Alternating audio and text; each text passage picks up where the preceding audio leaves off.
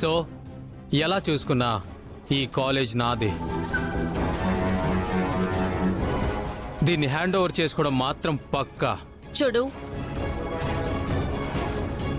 నువ్వు తలకిందులుగా తపస్సు చేసినా ఈ కాలేజ్ ని నువ్వు దక్కించుకోలేవు. అంటే ఏం చేస్తావు? మళ్ళీ గొడవకు వస్తావా? రా. 1కి 100 సార్లు రా.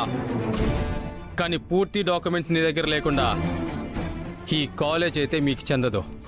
పల్లవి, నువ్వు ఆగమ్మా.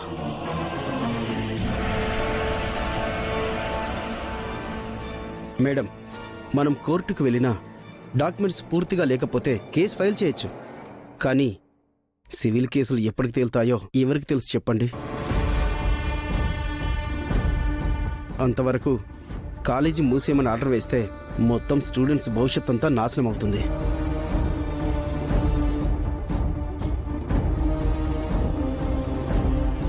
చూడు భిక్షపతి, ఇది కరెక్ట్ కాదు. ఈ కాలేజీని మా మేడం వాళ్ళు ప్రాపర్టీ లాగా చూడట్లేదు. ఇంతమంది పిల్లల భవిష్యత్తు నాశనం అవుతుంది. దీనికి బదులుగా నీకేం కావాలో చెప్పు, నేను అరేంజ్ చేస్తాను. నాకు డబ్బులు అవసరం లేదు సార్. నాకు కావాల్సింది ఈ స్థలం.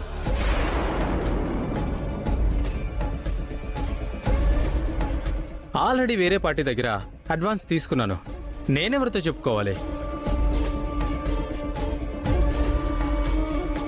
నీది కాని స్థలాన్ని ఇస్తానని చెప్పి అడ్వాన్స్ ఎలా తీసుకుంటావు? అది నా ప్రొఫెషన్. నేనేం చేయను? భిక్షపతి, ప్లీజ్. సరే సార్, మీరు చెప్తున్నారు కాబట్టి మధ్య మార్గంగా ఇద్దరం ఒక పోటీ పెట్టుకుందాం.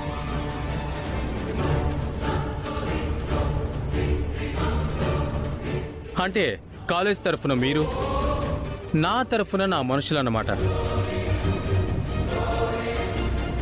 ఏం పోటీ? బాక్సింగ్ పోటీ పెట్టుకుందాం.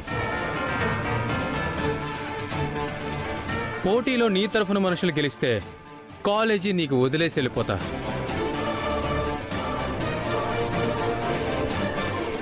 మళ్ళీ ఇటు పక్క కూడా చూడను. అదే నా తరఫున మనుషులు గెలిస్తే సైలెంట్గా కాలేజీని వదిలే మీ దగ్గరున్న డాక్యుమెంట్స్ కూడా నాకు హ్యాండ్ ఓవర్ చేసి మీరు వెళ్ళిపోవాలి.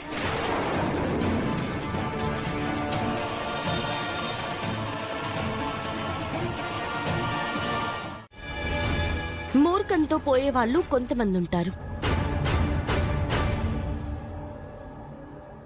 ఆ భిక్షపతిగాడు మూర్ఖుడు.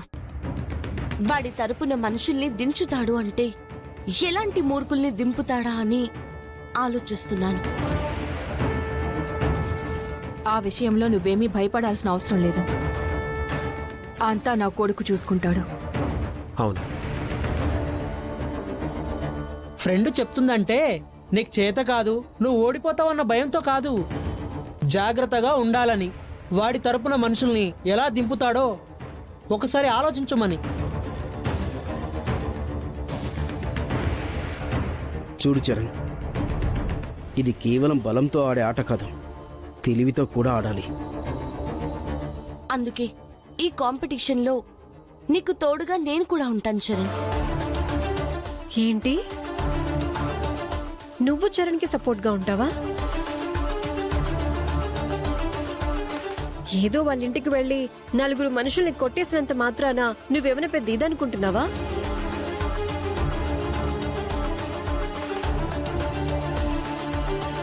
చరణ్ ఒంటరిగానే వెళ్తాడు, ఒంటరిగానే గెలుచుకుని వస్తాడు. చరణ్ కి సపోర్ట్ గా మేమందరం ఉన్నాం. అవును, నీ బోడీ సపోర్ట్ నాకేం అవసరం లేదు.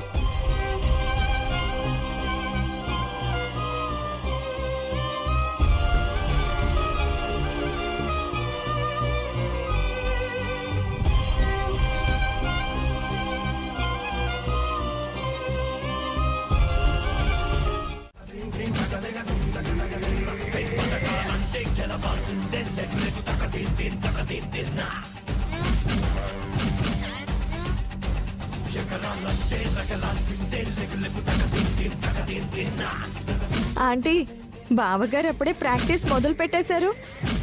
ఇప్పుడేంటి అక్షిత, నైట్ నుంచి ప్రాక్టీస్ చేస్తూనే ఉన్నాను.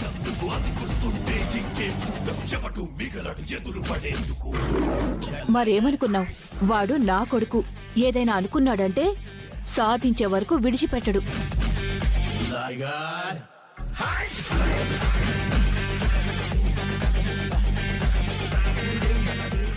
ఏంటి పల్లవి, ఏంటి అలా చూస్తున్నావు? బాక్సింగ్ అంటే మాటలు కాదు, ఏదేదో మాట్లాడావు కదా.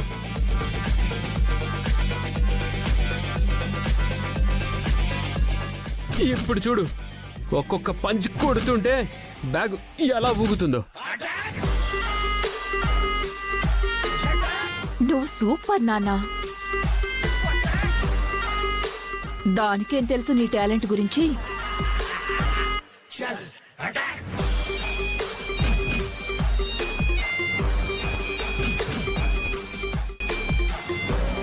ఏంటి మాట్లాడవు? ఏం మాట్లాడమంటావు? ఏదో ఒకటి అంటావు కదా, మాట్లాడు. నువ్వు బాక్సింగ్ చేసే చూస్తే నవ్వొస్తుంది.